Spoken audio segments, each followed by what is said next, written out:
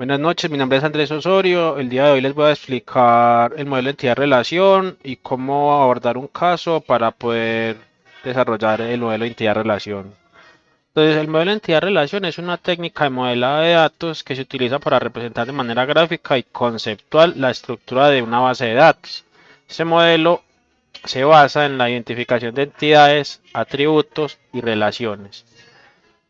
Entonces la dinámica es, vamos a ir presentando el caso de estudio y vamos a ir analizando cada párrafo para ir sacando las entidades y los atributos y las relaciones. Entonces el caso de estudio es el siguiente. En la Universidad Digital de Antioquia se tiene un área de consultoría la cual desea crear una base de datos para facilitar la gestión de proyectos informáticos que desarrolla para las empresas aliadas. Se desea tener los siguientes requerimientos para el modelo entidad-relación. Entonces el primer párrafo nos indica la Universidad Digital de Antioquia desarrolla proyectos de los que se almacena su código, nombre de aliado para el que se desarrolla el proyecto, una breve descripción, presupuesto, número de horas totales estimadas, fecha de inicio y fecha de fin. Cada proyecto se compone por una serie de frases identificadas por un número de secuencias en cada proyecto. Cada fase se caracteriza además por su nombre, fecha de comienzo, fecha de fin y estado en el que se encuentra, si está finalizado o en curso. Entonces, para este primer párrafo, lo que se hizo fue empezar a listar las entidades que podían pertenecer a este párrafo. Entonces, detectamos proyectos y fases. Esas son las dos entidades que se pueden reconocer en ese párrafo. Luego, los docentes del área de sistemas de la digital están asignados a proyectos que se desarrollan en la universidad. Se interesa almacenar los docentes que son jefes de proyecto, junto con la dedicación total en horas previstas para cada proyecto, así como el coste de su participación en pesos, teniendo en cuenta que cada proyecto lo lidera un único jefe de proyecto. En cuanto a los informáticos que participan en los proyectos, se requiere conocer los que son analistas y los que son programadores, así como el número de horas totales previstas en cada proyecto y el coste en pesos que supone cada dedicación. De los programadores se almacenará también los lenguajes de programación en los que son expertos. Entonces acá podemos ver que tenemos otras entidades, docentes, jefes de proyecto, informáticos del proyecto, analistas y programadores. Siguiente párrafo nos indica, de cada fase de proyecto, en cada fase de proyecto se generan una serie de productos, software, informes técnicos y prototipos, sobre los cuales se quiere guardar información. Cada producto previsto para una fase tiene un código, un nombre, una descripción, si está finalizado o no, y tiene como responsable un analista. Además, la obtención de un producto puede abarcar varias fases de un proyecto y se requiere guardar los empleados informáticos involucrados de cada producto, cuantificando el número de horas de trabajo dedicadas a cada producto, teniendo en cuenta cada fase de un proyecto en la que se desarrolla. Para el software se almacena además su diagrama de programa y para los prototipos su versión y ubicación. Entonces acá detectamos que hay otras entidades. Están productos que se subdividen en software, informes técnicos y prototipos. Además, hay informáticos que se relacionan con el producto. El siguiente párrafo nos indica, por otro lado, a cada fase de proyecto le comprende una serie de recursos de los que se quiere conocer su código identificador, nombre de descripción, tipo, hardware o software, así como el periodo de tiempo que se utiliza en cada fase. Acá reconocemos entonces una nueva entidad llamada recursos. Y el último párrafo nos dice, cada docente en cada proyecto en el que trabaja puede originar una serie de gastos, dietas, viajes, alojamiento, etcétera, que se cargan a los proyectos. Cada gasto se caracteriza por tener un código único, una descripción, una fecha, un importe y un tipo de gasto. Y aquí detectamos la última entidad que se llama gastos. Ahora, hicimos un listado de las posibles relaciones entre las entidades y su correspondiente cardinalidad.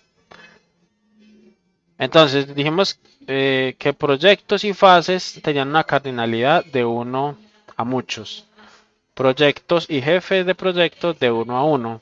proyectos e informáticos de proyecto de muchos a muchos, proyectos y gastos de uno a muchos, fases y productos de muchos a muchos, fases y recursos de muchos a muchos, fases informáticos de producto de muchos a muchos, docentes y jefes de proyecto de uno a uno, docentes y gastos de uno a muchos, informáticos de proyecto y programadores de muchos a uno, informáticos de proyecto y analistas de muchos a uno, analistas y productos de uno a muchos, analistas e informáticos de producto de uno a muchos, programadores e informáticos de producto de uno a muchos, software, perdón, productos y software de uno a uno, productos y prototipos de uno a uno, productos e informes técnicos de uno a uno. Entonces, después de hacer estos listados, empezamos a diagramar. Ese es el diagrama final. Entonces, vamos a empezar por la primera entidad que se detectó, que fueron los proyectos. Entonces, los proyectos se relacionan con las fases.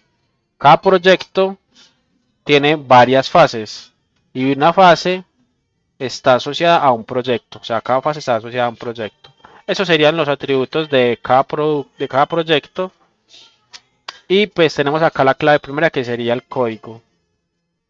Luego, dijimos que a cada proyecto se iba a asignar un jefe de proyectos. Y que también habían docentes. Entonces los docentes que están acá se asocian con esta tabla llamada jefe de proyectos de una manera de uno a uno. Y con proyectos se asocian también de uno a uno. En esta tabla se guardaría el coste de su participación en el proyecto, la dedicación y el código del docente, que sería este. Bueno, dijimos que en cada fase se generaban productos. Estos productos pueden ser software, prototipos, informes técnicos. Y tiene estos atributos de acá. Entonces en esta tabla se almacenaría el ID del software, por ejemplo, y un código de producto. El ID del prototipo y un código de producto. El ID de informes técnicos y un código de producto. Entonces, en una fase se pueden generar varios productos. Y un producto puede tardar varias fases. Es por eso aquí la relación es de muchos a muchos. Ahora, los productos tienen asignado un analista, que es el analista responsable. La relación es de uno a uno. Un solo analista se encarga de un solo proyecto. Y un producto solo tiene un analista encargado.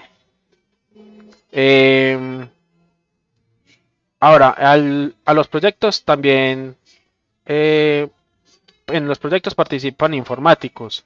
Estos informáticos pueden ser programadores o analistas. Esos son los atributos de los analistas, de los programadores y esos son los de los analistas. La relación entonces entre los informáticos y los proyectos sería una relación de muchos a muchos, porque los analistas pueden participar en muchos proyectos y los proyectos tienen muchos informáticos. En esta relación había que guardar el coste en pesos por dedicación y el número de horas totales dedicadas al proyecto. Acá tenemos una entidad asociativa que se tuvo que crear debido a que cuando queremos guardar información acerca del producto, tenemos que guardar las horas dedicadas a la realización de ese producto, pero también debemos tener en cuenta en qué fase se realizó esa participación.